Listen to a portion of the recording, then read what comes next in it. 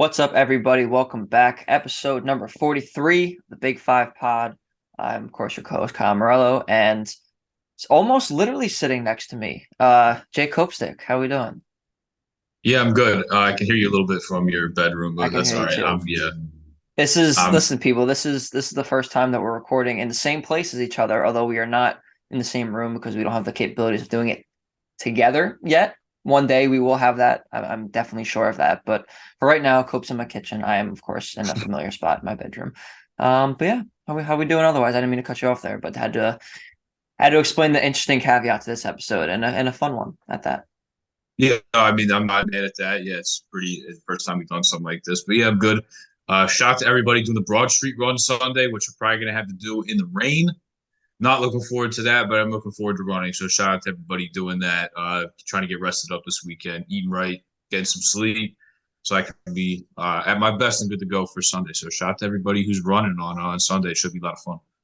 Absolutely. And I was gonna say that for the end too, but best of luck to you on that. Obviously our good friend Ray Dunn too, who's a friend of the pod. He is also running there. So shout out to Ray. Good luck to you as well.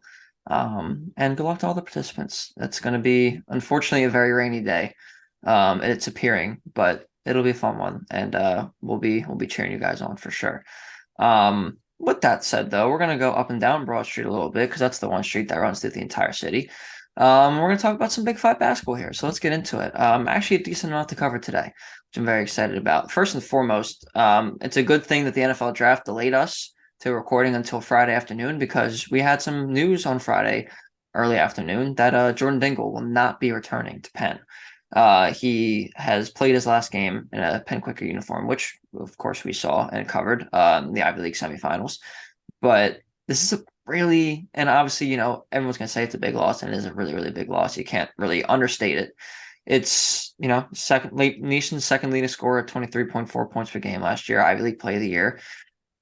This is, I don't know if something that Steve Donahue and company saw coming per se. Maybe they know more than we do. Obviously, I'm sure they know more than we do, but were you surprised by this? Because I feel like in talking about it, we both kind of thought he was going to return for another year.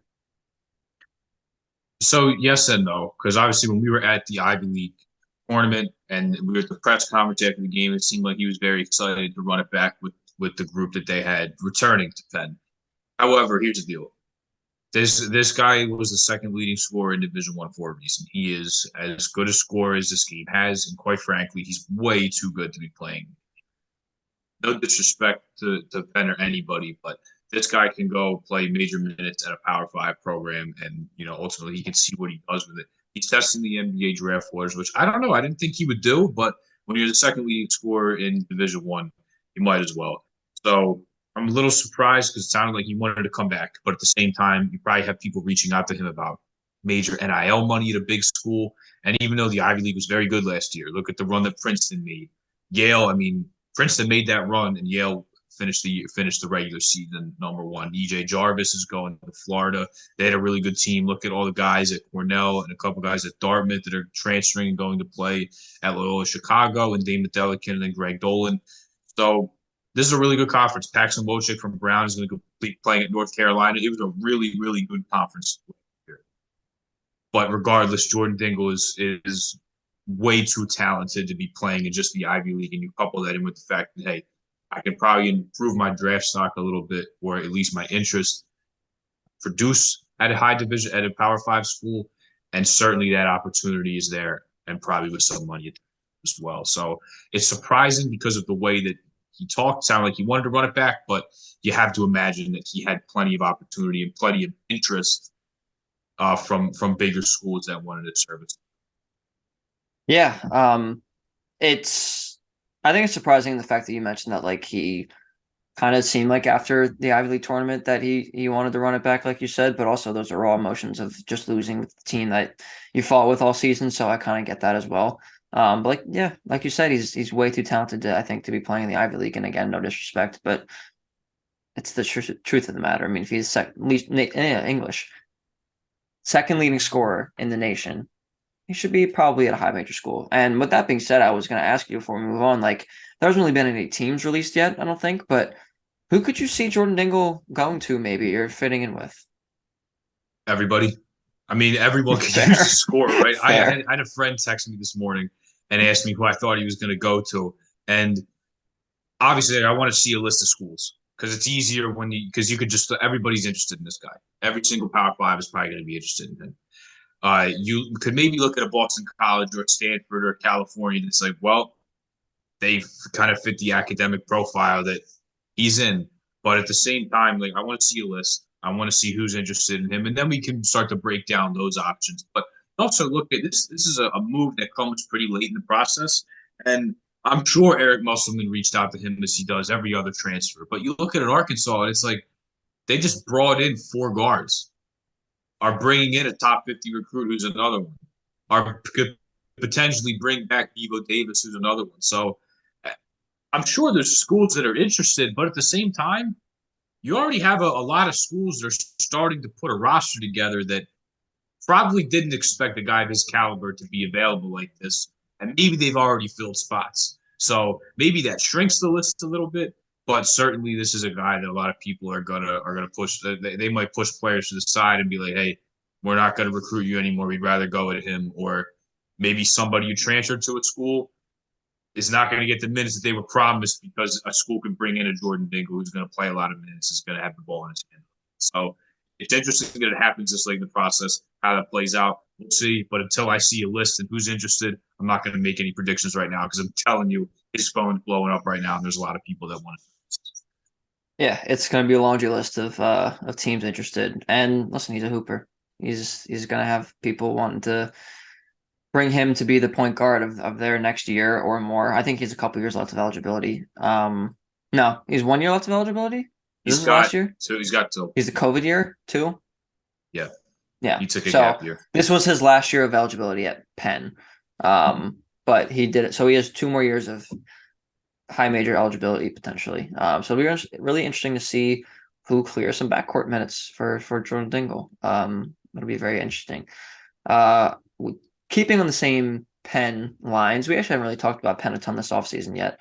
But Lucas Monroe, obviously he was a grad transfer, can't do more than 4 years at an Ivy League school, so he decided to take his talents just across Market Street. He's going to Drexel. An intra Big Five transfer now with Drexel joining the unofficial league here. This Lucas Monroe though, he's a very solid player. He's a great role player for them last year. Started 25 out of 30 games, averaged about 5.6 rebounds, shot 82% from the line. Just played some winning basketball. I mean, they were very successful during his tenure. Obviously, you talk about Jordan Dingle and Clark Slacker and other guys having to do with that too, but he was one of those glue guys that really held the team together, did the little things that maybe the scorers didn't do and whatnot. So Drexel's getting a really good guy here. What do you think of this move? And how do you feel about Drexel now getting intra Big Five transfers? This is pretty cool. Yeah, no, it is pretty cool. And I'd like to see if we can get him on sometime because I bet there's a good chance that Lucas Monroe, if he lives off campus, he probably lives closer to the DAC than he does the Palestra. I think there's actually a good chance of that. So I'd like to ask him some fun questions like that because I'm sure, and I'm sure he'll live with some Drexel guys, but he probably doesn't even have to move apartments if he doesn't want to because he's still so close to campus. But yeah, this is the shortest distance between two Division I schools in D1, so can't get any closer than that for him to make a move. But he's from the area. He's from Abington. He'll still get to stay home, play in front of his friends and family. He'll now get to play in the Big Five. He'll get to play against Penn. He'll get to play against his high school buddy and teammate Eric Dixon at Villanova. So cool for him that he gets to stick around. He'll definitely play a role in this Drexel team. And look, I was even telling people when I was working at Penn, like after watching him play a bunch, I would have taken him to Temple, and here's why. Sure, the numbers they don't really jump off the screen, but who cares? If you watch him play, he plays he gives you 100%, 100% of the time, and he plays hard all the time. And solely on that, I would take him just about anywhere, especially at the low and the mid major level. So, but for him, he's going to go to Drexel. He's going to have a degree from Penn and a degree from Drexel. I'd say it's pretty damn good in my book. He's going to get to play a bunch of basketball as well. So he'll definitely play minutes as a role guy who's going to defend, who's going to get rebounds, just do a little bit of everything. Take advantage of mismatches on the block. He's great at doing that. Him and Max Martz, whenever Penn can get them on a smaller guy on the block, they could usually score at will. So This guy he does a lot of good stuff, even if the scoring and the shooting numbers don't jump off the screen. Gonna fit here. Great dude to have in your locker room and have a part of your team. So interesting that this is now a Big Five transfer. And hey, maybe he'll get to play. You never know what can happen. Maybe he'll end up playing against Penn in the Big Five Classic if they make the championship game. So there's certainly like avenues for him to maybe play against Penn another time. Pretty cool. Pretty cool here from Lucas Monroe, and he'll definitely play a lot of minutes. Yeah, he'll definitely be a key piece for them this year for sure. Obviously maybe not scoring wise, but just as a key cog, a glue guy, as I mentioned. But yeah, very cool to have an inter Big Five transfer that involves Drexel now, and especially it being Penn and Drexel because they're obviously right next to each other. So very, very interesting. And congrats to Lucas Monroe. Hopefully he thrives at Drexel, and we thank him for his time at Penn as well because he was a very important piece to those teams over the last few years. All right, moving on off of Penn here. We're gonna go to something interesting. It's right up your alley too. Obviously, as a Duke guy, you're a big Duke guy. The Blue Devils are hosting a multi-team event at the Cameron Indoor Center, which will feature LaSalle, Bucknell, and Southern Indiana. What? What did you just call it? Cameron Indoor The Stadium. Cameron Indoor Center. What kind of No, basketball? Cameron Indoor Stadium. I heard. I swear I heard you say the Cameron Indoor Center, and I almost flipped out. No, Okay. Cope, Yeah, I'm reading off of the thing here. maybe I We got got you. notes. I know you're a UNC guy. At least No, you. I'm a UNC guy. No, the Dean Dome is Dean Dome something else. But that's a debate we can get into another time. Oh, sorry, keep going. I That's thought I heard okay. grossly mispronounced it, No, but I'll no, let no, no. Cameron Indoor Stadium. Cameron Indoor Stadium. Once again featuring LaSalle, Bucknell, and Southern Indiana, according to Rocco Miller, who shared this news. So some details: LaSalle will be hosting 2 games on their campus at Tom Gola. And there's some history with Duke in the Big Five. Duke and Temple played 6 times between 2007 and 2014, and I know you were at one of those games, so I'll let you get into that too. But what do you feel about this multi-team event here at Cameron Indoor featuring LaSalle and another PA team in Bucknell? Yeah, this is pretty cool. As far as events like this taking place at a college campus that is pretty new, I guess, because usually you think about this happening at a neutral site, but probably some big time buy games for Duke here as they're presumably paying all three of these teams a lot of money to go down there and play. LaSalle's going to get 2 games in this, which I would think would be Bucknell and Southern Indiana. And look, one thing that I know we had talked about when John Griffin III took the Bucknell job was hopefully he's still able to stick around the Big Five and he'll play some of these teams in the city. And it looks like that's going to happen. I know LaSalle had played Bucknell in years past under Ashley Howard, and I think they did. I don't think they did this. They might have this year too. I think they did. I think LaSalle and Bucknell have had a home and home series going. So good that that's going to continue with John Griffin III now at the helm. But pretty cool that Salle gets to go down there. And even though it's not Coach K coaching the Duke anymore, Fran Dunphy has a history with them. They're only 1-5, since Dunphy was there playing against Duke. But they did beat them once. I was there in 2007. It was a 74-64 win for Duke. And John Shire was actually on that team. Coming off the bench was pretty cool. Greg Paulus, Nolan Smith, Gerald Henderson, a lot of really good Duke players were on that team. But yeah, funny that John Shire was up here when it was still called the Wachovia Center playing for Duke. And now he's going to be playing. He's going to be coaching against Fran Dunphy now. Excuse me. I almost said he was still playing. So, yeah, pretty cool for LaSalle to get to go down there. Probably a national TV game for them as well. And they're probably getting a pretty penny to go down there and play. So, yeah, really cool that they're able to do that. I would love to facilitate a trip down there if we could. I think that'd be perfect. I could actually go down there for business, and I could go to my first ever game at Cameron Indoor. So I'll circle that one on the calendar for sure. Yeah, we'll definitely have to. I mean, I'll have to see if that's something we can do, but would love to. I mean, I've never been to the state of North Carolina before, so that would be very, very interesting to do. But yeah, I think this is great. Getting Duke playing against a Big Five team and a PA team that we respect. Obviously, John Griffin going over there from St. Joe's, but yeah, this is a good thing. I think this will be a lot of fun for all these teams involved. So good on them. All right, some other Big Five news, coaching news. St. Joe's promoting two coaches today to different roles. So we're going to go over them right now.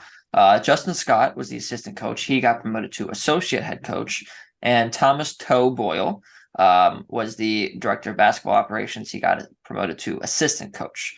So a little bit about both real quick. Justin Scott, former Arcadia head coach from 2012 to 2018, had a 104-87 record, two-time MAC Commonwealth Coach of the Year. He's been with St. Joe's since the 2018-19 season.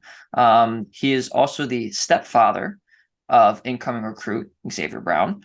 So that's very interesting too. And Thomas Boyle, a little younger. He was former grandson of St. Joe's coaches Jim Lynham and Jim Boyle. He was a student manager under Phil Martelli there, was also a grad assistant and a video coordinator. And then, obviously, I just mentioned he was the director of basketball operations before taking over this current role as assistant coach. So good on Billy Lang for promoting these guys, promoting within. Obviously, he has a lot of trust and a lot of faith in these guys to continue the job that they've been doing. I'm getting real positive vibes lately out of Hawk Hill. I love to see it. I feel like it's been a while, but Cope, what do you make of these moves here, these promotions? Well, look, we know how Philadelphia basketball rolls. There's not a city or a bunch of schools in America that probably hire from within the way that these guys do for the most part. I mean, besides Billy Lang getting hired from the Sixers and coming in, like this is what they do. This is what they do. They promote from within, they hire from within. And as you mentioned, Justin Scott being the stepfather of Xavier Brown, getting Xavier Brown to commit there, you have to think that he had a hand in Anthony Finkley going there as well, and probably some of the Camden guys with Cheer Fleming and Desir Haskins now. So a guy who's coached in the area, who just helped him get a bunch of big recruits in the city, is probably going to continue to do that. It's a very well-deserved promotion for Justin Scott. You have to imagine they're going to continue to kill the recruiting trail with him there. And then, yeah, pretty cool for Thomas Boyle. If you're the grandson of Jim Lynham and Jim Boyle, now you're an assistant coach on the staff, and you probably look up at the rafters and you see banners that your family members. So pretty damn cool for him to see a come full circle, being a student manager there, working his way up the ladder, now an assistant coach. Pretty cool stuff for Thomas Boyle. So good luck with everything to these guys. But yeah, we're a city that promotes them within, keeps it in the family, if you will. And St. Joe's did that. After John Griffin leaves, there's a spot that needs to be filled. Why waste time interviewing outsiders when you know what you have inside? These guys are working for you for a while. Just give them a promotion and keep the same guys in house. So yeah, pretty good stuff here from St. Joe's, and I'm right there with you. There's a lot of good vibes coming from Hawk Hill right now. A lot to be excited about. I don't want to put crazy expectations on this team until we see it, because if you look at Billy Lang's record, like we said last week, talking about his extension, it's not good. I'll see it when I believe it, but I think this team will be very good. I think they will be very good next year. So a lot of good stuff going on Hawk Hill. Great recruiting class. These coaches getting promoted now. A lot to be excited about if you're a St. Joe's fan.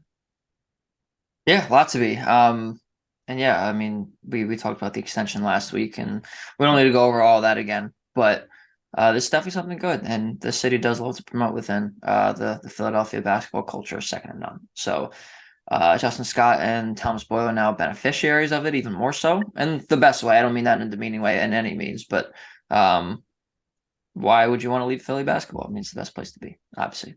So yeah. Someone who does not agree with that, unfortunately, is Dylan Adaiwusu, St. John's transfer, who Temple was targeting, hoping he would come to North Broad, but he actually took his talents to North Jersey instead to join Shaheen Holloway at Seton Hall.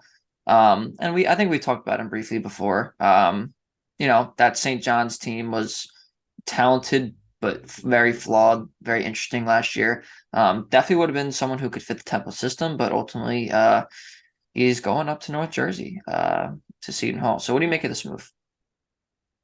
Well, look, I mean, he played in the Big East last year. He's from New York City. He's from the Bronx or Queens. So he's from that area.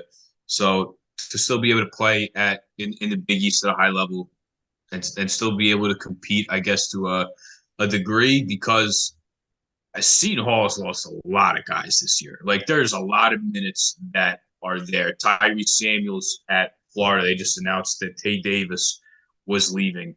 Femi Odukale is going to transfer. Amir Harris is a grad student. Alamir Dawes was a grad student. I believe he's out of eligibility. So there's a lot of minutes to be had. So a local guy who's already competed in the Big East for a bigger program, you're going to get more exposure. I guess seemed like it was a pretty good move to rather than come to rebuilding Temple. But it's definitely not good for Temple because this is another spot that they're going to have to fill. And it's a guy that it was down to Seton Hall and it was down to Temple, and he was on campus pretty recently. So it sucks that they missed out on him. And they still got a lot of work to do now. So I will see how this roster takes shape and who else they can bring in. But for to get a guy in a high major conference to transfer down would have been a big get, and unfortunately they're not going to get it. Just it's a bigger brand, a conference that he's already played in. He's still going to get minutes and exposure. Can't blame him for the decision. It just sucks for Temple because they still have to do a lot of recruiting and doing a lot of work to put this. Yeah, they still got some spots to fill, and there are some talented people off the board now, so they kind of got to get going here. I know the coaching search took a little bit longer than I think everybody wanted or expected. They have a good recruiter now, but need to get to work. Gotta have a roster next season. So hopefully this is hopefully this is an anomaly where they can actually get guys in, and not miss out. But if they do continue to miss out, could be a big issue for the Owls. All right. Speaking of people leaving the Big Five, Quin Berger, who is a member of St. Joe's Hawk Hill, we just talked about earlier. He will be joining a former Hawk, John Griffin III, at Bucknell. Didn't play much this season, was only in 5 games. He's also the brother of Patriot League member TJ Berger, who plays for Lafayette. So he's on his way to Bucknell to join John Griffin III. How do you feel about this move for Mr. Berger? Yeah, so I figured this would happen. I thought this would happen with Louis Bleachmore as well, and even Anton Jansen. I thought that hey, if I can transfer down to the Patriot League, I can play for a guy that I've been under, who probably recruited me.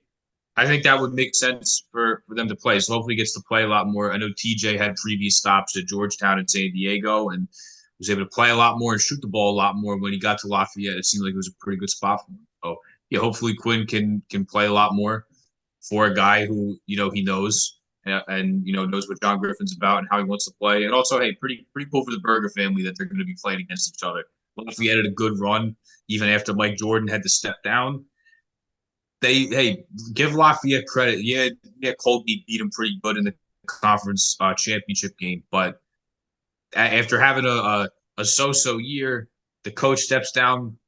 They almost got themselves a bid to the tournament. So pretty cool for their family and for these two guys that they'll probably be able to play against each other, maybe up to 3 times if they make the conference tournament and have to play each other. So yeah, pretty cool stuff here in their family that they'll be able to compete against each other.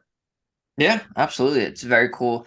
I mean, listen, you're a brother. I'm a brother. We both have siblings. Like, it's very fun to compete against your sibling and your brother. Like, it's very like you love nothing more than that. So for them to be able to do it at the Division I college level in the same conference against each other, it's not even just when they play each other. It's I'm sure obviously they're going to be rooting for each other too. That's the other part of being a brother is you root for each other. But they're gonna have a lot of fun competing against each other, and for the parents too. I mean, they're gonna, I'm sure maybe we'll see a split jersey of some kind from the Berger family, kind of like Mom and 2 Kelsey schools in did. PA too. They're not gonna have to go too far. Yeah, exactly. So good for them, and good for John Griffin III too for bringing over one of his guys from St. Joe's. So yeah. One final thought here before we sign off. A recruit and a school we haven't mentioned yet on this pod, this episode of this pod. Which has not been the norm in the last few weeks. Villanova, we have not mentioned them at all this episode, God forbid. But we are going to mention them now, and they do deserve some love because they are hosting 4-star recruit Jalil Bethea on campus on Monday. Or they did host on Monday. A little bit about him, ranked 43rd in the ESPN Top 100 and 58th in 24/7's composite rankings. Played at Archbishop Wood, local school, local guy. And according to his Twitter page, he was offered by Villanova on July 25th of last year. He was offered by Temple in October of 21. visited Temple in September of 22, also offered by St. Joe's last April. So receiving plenty of interest from the Big Five, obviously local guy. Also has a bunch of other offers. I'm not going to name every single one of them, but VCU is relevant to the Big Five. Penn State, I'm sorry, excuse me. Miami, Seton Hall, St. John's, Syracuse. He's got a bunch. Got a bunch of offers. He is definitely someone that was highly touted, obviously being in the top 100, being a 4-star. So what can you tell me about his prospects potentially being on the main line or maybe with one of these other schools that have offered him? Yeah, so you hope that he would stay home. Obviously, that's the hope for everybody. These Catholic League guys that are really good, you hope that they stay home. But at the same time, I saw Fran Dunphy speaking on, how did the best players in Philadelphia, what happened to them not staying home? What happened to them going away? And the thing is, like, he was talking about how on TV, like, all these big teams play so many games. These guys just want more. They want a different experience. They want to go somewhere else they haven't been, challenge themselves, like go in a different environment. And that's certainly part of it. But a lot of local schools are in on him. He shot the ball. He shot 40% from three in last year's Nike EYBL. I believe that was at the Peach Jam, according to Synergy. It's a 6'4" wing that can make shots. He's a very, very smooth athlete. Like, he's able to get up there and finish pretty damn well. So, there's still obviously, obviously he's talented. That's why he's where he is. But go to the place that's best for you in your development. If you want to stay local, like, hey, St. John's, Rick Pitino. That Rick Pitino is about as good as anybody as far as developing talent. But you see, like, there's some other schools on here too. Like, you look at a Seton Hall or a Syracuse with some relatively, like, newer head coaches. I mean, even Mississippi State as well, and I guess even a Penn State with Mike Rhodes there too.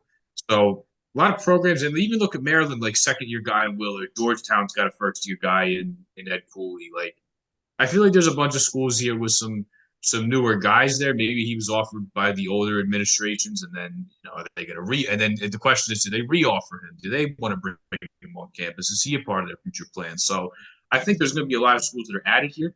There also could be some that are retracted, and maybe you have other schools that won't keep that offer. I'm sure some new ones will come in. So still a lot of chips to fall here, but the fact that they offered him and they brought him on campus, there's a lot of good stuff. They just got 2 transfers, obviously, like with Akeem Hart and TJ Bamba. Hunter Dickinson was actually on campus today as we record this. So a lot of good going on at Nova. They just had a bunch of recruits on campus last week that we talked about. So I think there's a lot to like for his sake. He's local. He goes to a big time program in the Big East, a program that's had a lot of success. That will develop you. That'll make sure you play the right way with the fundamentals. So there's a lot to like here for Jalil Bethea at Villanova, but at the same time, there's a lot of other schools that are after him, probably throwing a lot of money his way. And I don't think he's done either. I think he's going to continue to bring in more offers. I think he just got Kansas. Maybe I got to see. I have verbal commits on, and I saw him pop up a couple times in the last couple of days. So it's still a fluid situation here. A lot of people are still getting in, but the fact that Nova's able to get him on campus definitely bodes well for them. Yeah, absolutely. And excuse the slight name butcher. I heard you say Bethea. I'm used to the former NFL defensive back Antoine Bethea. Yeah, I got to figure out how that's said, but it's something like that. Yeah, it's I mean, spelled the same, so I just assume the same. But if it's Bethea, Jalil, I apologize. But yes, very good player here. And hopefully they get him on campus again and get him a commitment. That would be something else. And yes, Hunter Dickinson was on campus on Friday, April 28th, as we talked about last week. So we will keep you updated on how that went. If we hear anything, if we see anything, because I don't think he has any other visits lined up anywhere else. Obviously, he was at Kansas and Kentucky last week as well. He has visited with Maryland and Georgetown. So I think that's his 5 that he's probably going to decide, choose between, rather. And the fact that he saved Nova for last is pretty interesting. I don't know if that was by design or if it was just, coincidence. Maybe just, I know he wanted to get the DMV schools out of the way first because he's from there too. Bro, real quick, what do you make of the situation? What do you think he'll? I know you think he'll maybe go there, but what do you think of his visit today and what it might mean for his commitment? Yeah, I don't think there's anything that's like I know you said it was like by design. I think there was still people that were reaching out to him trying to set stuff up, and of course the DMV schools are on him immediately. and everybody was. But it's a matter of, he can't take 30 visits here. I think the new NCAA rule is you maybe get 10 or Yeah. something like that, and he's only going to go to. He's not going to take a visit just to take a visit. Obviously, he's somewhat serious about going there if he's gonna go to Villanova for a visit. But I don't think there's anything to be like, oh, best for last. Like I just think that people rushed to get him on a people rushed to get him on a visit. He'd already been to Kentucky, Maryland, Georgetown, right down the street from him, kind of convenient for him to do. And a Kansas certainly has the resources, I'm sure, to be able to fly him out there. So I don't buy too much like, oh, like you said, like best for last is by design that he did Nova last. I just think that was like, okay, let me take a couple offers. Who am I serious about outside of these 4 or 5? And he ended up choosing Villanova and kind of stuck him in there. So I hope it's for the best. He would propel Nova into a Final Four contender immediately, but I'm not buying like best for last. Like, oh, he's gonna sneak him in. He's gonna commit today or tomorrow. Like, I don't think any of that. I hope he goes to Nova, but I just think he has the options to be able to go and visit more places, and he'll take him if he's got them. Yeah, absolutely. Just was curious about that because I think people might be wondering the same thing too. Um, Definitely will be interested to see what happens with his recruitment. I know he's been pretty tight to the vest with things, in general. So I guess when he announces it, we'll find out, and then that'll be that. But otherwise, thank you guys so much for tuning in. As always, very much appreciate it. Cope, any final thoughts here before we sign off? No, shout out to everybody doing the Broad Street run. Yes. Shout out to everybody doing that in the probably in the rain too. So shout out to everybody doing that. Yeah. Yeah, absolutely. I guess my only final thought is it is NFL draft season. Jets getting Will McDonald, Broncos getting who's that guy again? Oh, Russell Wilson. Right. Crazy that you drafted Zach Wilson second overall. That's all right. Hey So man, we got Rodgers now. We'll see what happens. See what happens. yeah, don't get too excited. Take it from a guy who lives through a nightmare last year. Don't get excited until he hits the field. Yeah, I mean trading for a Super Bowl winning veteran quarterback who wants to play for Nathaniel Hackett. What could go wrong? What could go wrong? You never know. And also shout out to the Eagles. Howie's just a wizard, and they won the draft first round probably again. I don't know if they won. I mean, the Texans obviously picked 2 and 3, but uh, Jordan Davis and Nolan Smith is. Listen, if you're gonna draft anyone, you should probably draft from that Georgia defense that won back-to-back championships. So, good for them.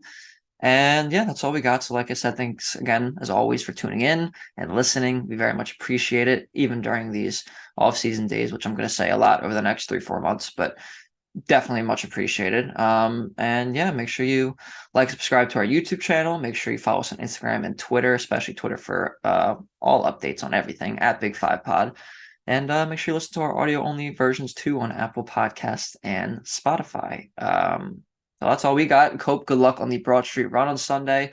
Obviously, we mentioned Ray Dunn too, but good luck to you guys.